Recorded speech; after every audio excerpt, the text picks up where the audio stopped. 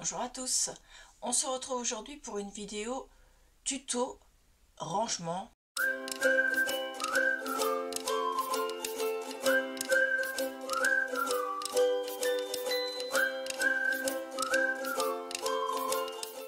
On va préparer la boîte dans laquelle je range du moins mes cachets de... Enfin mes cachets pour faire mes cachets de cire.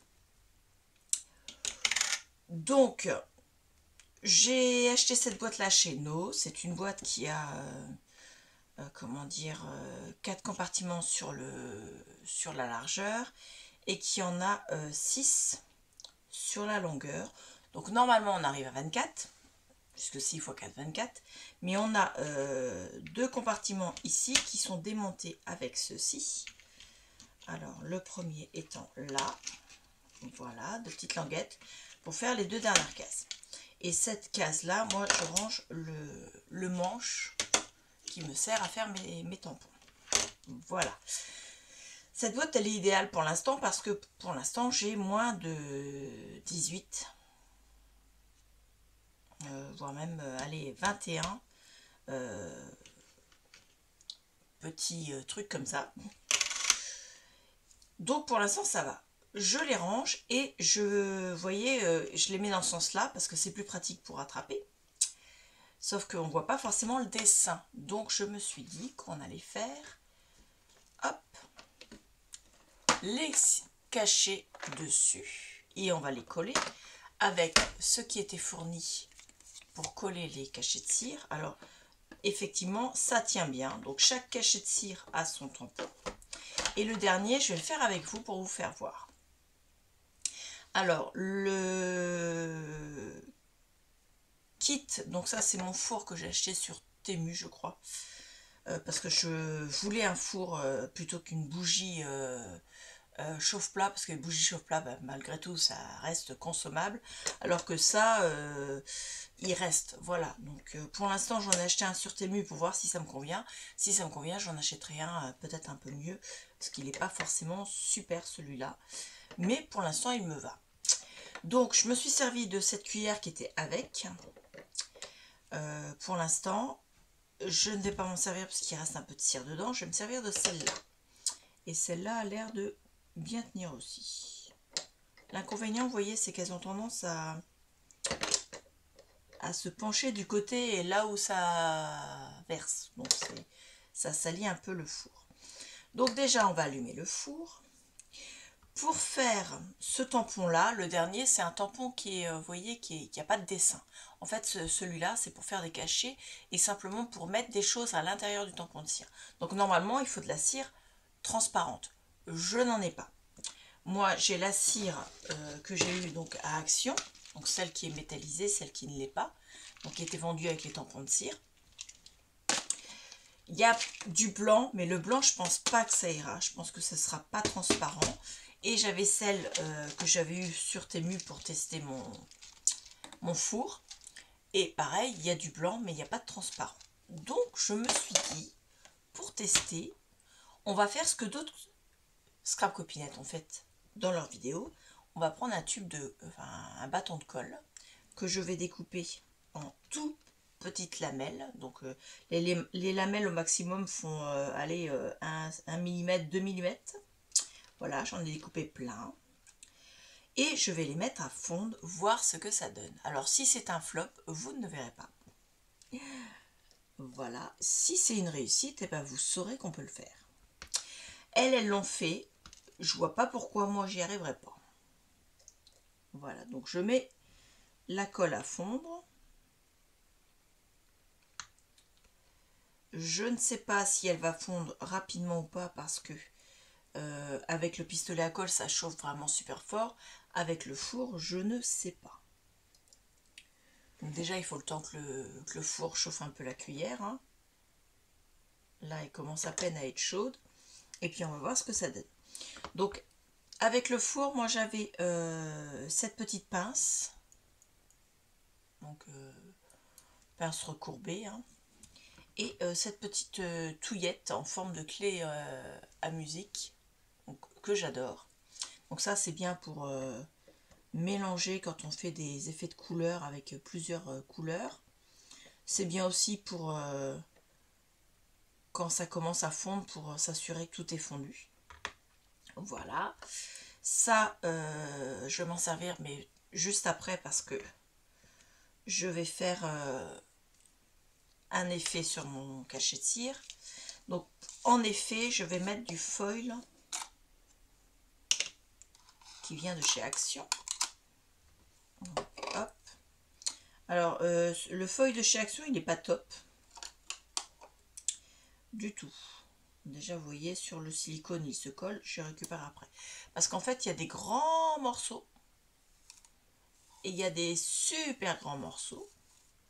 Il faut s'amuser à le déchirer, c'est pas top. Je préfère quand c'est en petit effet. Donc moi, je vais prendre ce petit bout-là qui me plaît. Je pense que ça suffira, bien là au milieu.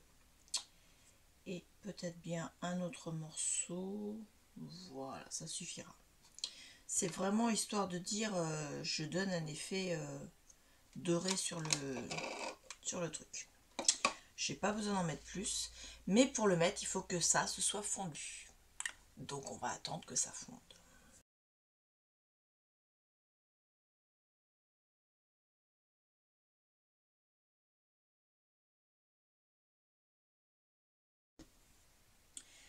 Donc je vais mettre mon foil posé sur la colle. Voilà. Hop. Et je viens mettre mon tampon, enfin mon cachet au-dessus. Alors oui, j'aurais pu mettre le manche, ça aurait été plus pratique. Entre nous, hein, c'était bien comme ça. On verra bien ce que ça va donner. De toute façon, c'est juste pour mettre sur mon truc, donc on va dire que pour l'instant, c'est bon. Donc normalement, la colle sur quelque chose de froid comme ça, une fois qu'elle va être...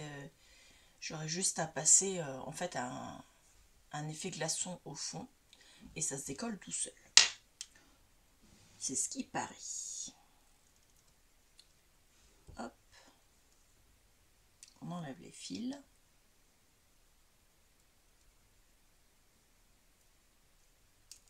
Et on vient décoller le cachet.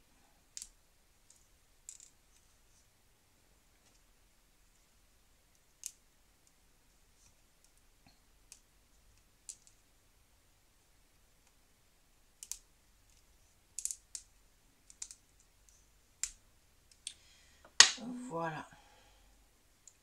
Alors c'est pas un effet super magnifique, hein. Je préfère quand même avec de la cire qui serait un peu transparente. Mais bon, ça ira comme ça. C'était juste pour vous faire voir comment je range mes cachets de cire. Donc le cachet de cire en question, je vais venir le mettre à sa place. Le manche à sa place. La boîte, je peux la refermer.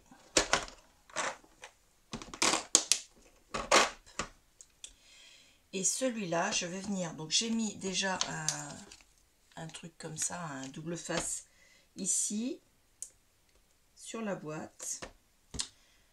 Et je viens coller mon cachet de cire au-dessus.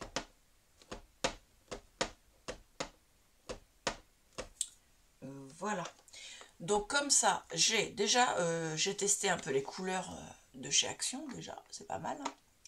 Et chaque tampon de cire est à sa place avec à chaque fois le dessin de ce qu'il représente.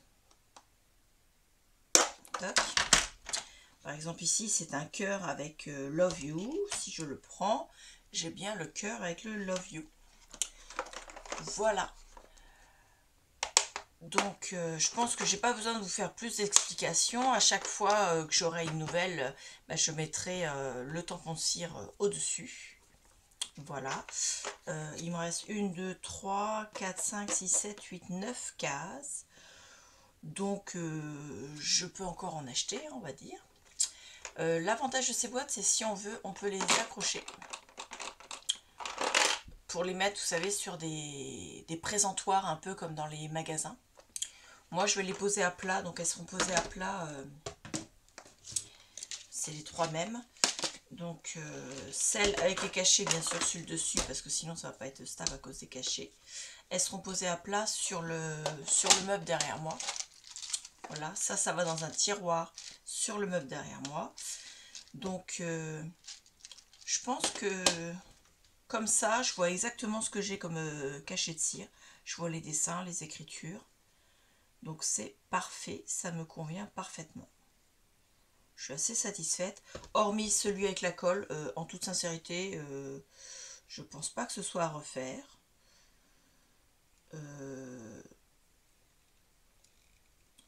Je ne sais pas si c'est parce que mon four ne chauffe pas assez. En tout cas,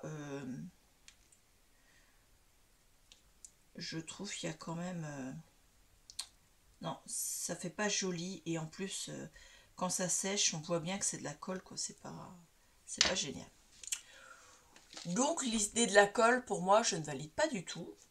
Bon, j'aurai quand même la présentation de mon cachet de cire, donc ça c'est parfait, je le laisse.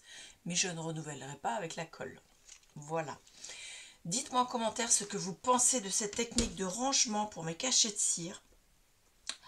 Pour moi, je trouve que c'est l'idéal. Après, je n'utiliserai pas forcément toujours ces boîtes-là, mais pour l'instant, tant que je n'ai pas rempli la boîte, j'utilise cette boîte-là. Quand j'en aurai d'autres, eh bien peut-être que je récupérerai les autres boîtes et que je mettrai les petits galets de cire dans une autre boîte. Pour l'instant, je reste comme ça parce que je n'ai pas rempli ma boîte. Voilà, j'attends vos commentaires pour vos astuces, savoir vous comment vous rangez vos cachets de cire et vos galets de cire. J'espère que ça vous a convenu. Si vous n'aviez pas la technique pour ranger vos cachets de cire, dites-moi simplement, j'attends vos astuces. Je vous remercie beaucoup et je vous dis à bientôt. Au revoir.